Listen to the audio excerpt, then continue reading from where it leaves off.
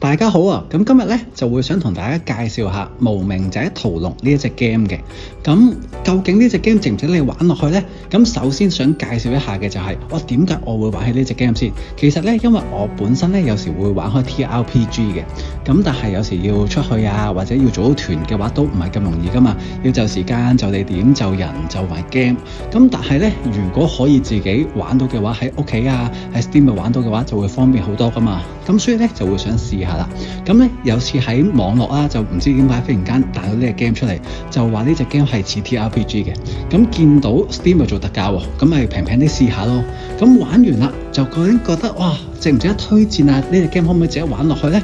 咁講下先嘅就係，咁一開始其實一入到去嘅時候就會覺得隻 game 係比較簡陋嘅，真係一啲小品嘅作品啦。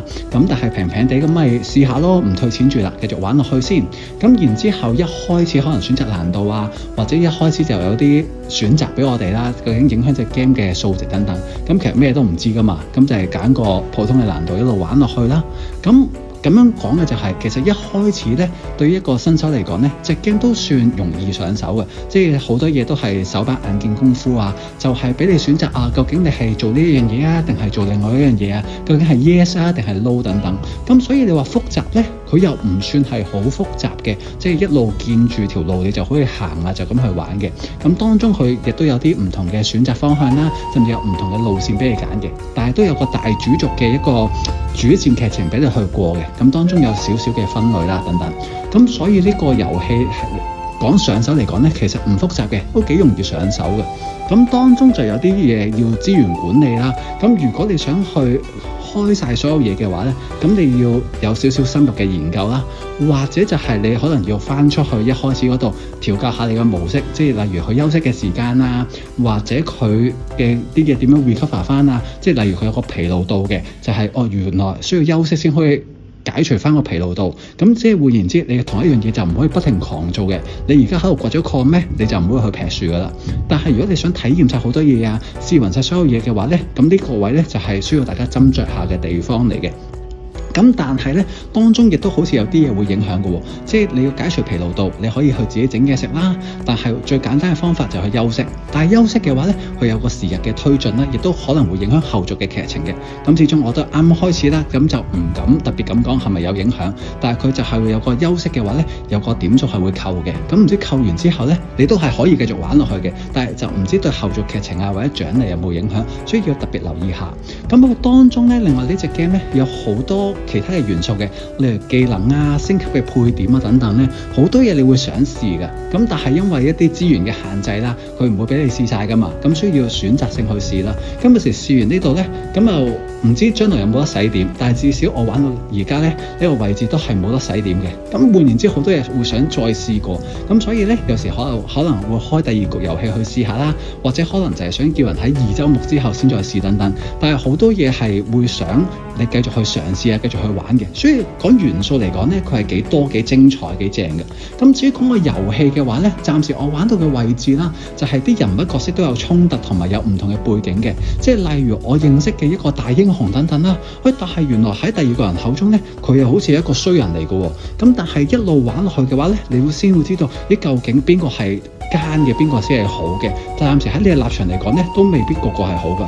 甚至由隊友嚟講咧，即係你見到呢個隊友嚟幫我嘅喎，但係原來佢都有佢自己嘅想法。所以就咁講劇本嚟講咧，我覺得係比較精彩嘅。至少唔係類似啲小朋友咁樣，就係一個好人就一定係好人，壞人咧就一定係壞人。原來好人都會有自己嘅立場啊，自己嘅一啲私心。一個壞人咧都會做好事嘅。所以暫時呢頭幾個鐘嘅話咧，玩落去都會覺得呢個劇本都寫得唔錯喎，有繼續追落去嘅一個感覺。咁但係講完一啲好處啦，或者呢個 game 嘅吸引之處啦，亦都會講翻佢啲唔好嘅地方嘅。唔好嘅地方都係一啲可以算係劇情。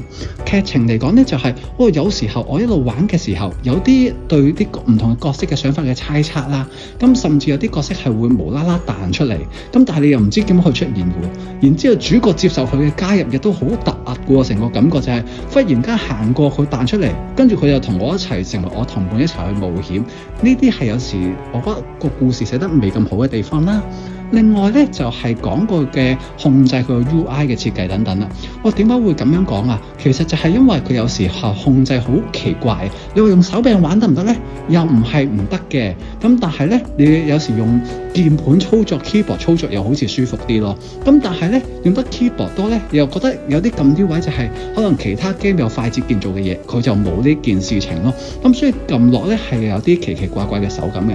但係你要明白，佢係一個幾十蚊嘅小作品啫。咁呢個價錢，呢個故事，再加埋呢個遊戲嘅 overall 嘅自由度嘅設計，又好似幾合理喎。咁所以你話無名者屠龍呢隻 game 值唔值得你唔退錢咁玩落去呢？我會覺得係值得嘅。咁所以啦，如果有興趣，可能你係中意 TRPG 嘅玩家，或者就係你想試下啲唔同嘅小遊戲啊，唔使咁貴，輕輕鬆鬆自己玩下嘅一個遊戲，體驗下劇情嘅玩家呢，我會覺得無名者屠龍係可以值得一試嘅一個遊戲。咁今日關於無名者屠龍嘅介紹呢，亦都差唔多啦。咁我哋嚟緊呢，亦都會試玩唔同嘅遊戲嘅。咁之後呢，試完之後，再可以同大家分享下，究竟隻 game 值唔值得你繼續玩落去。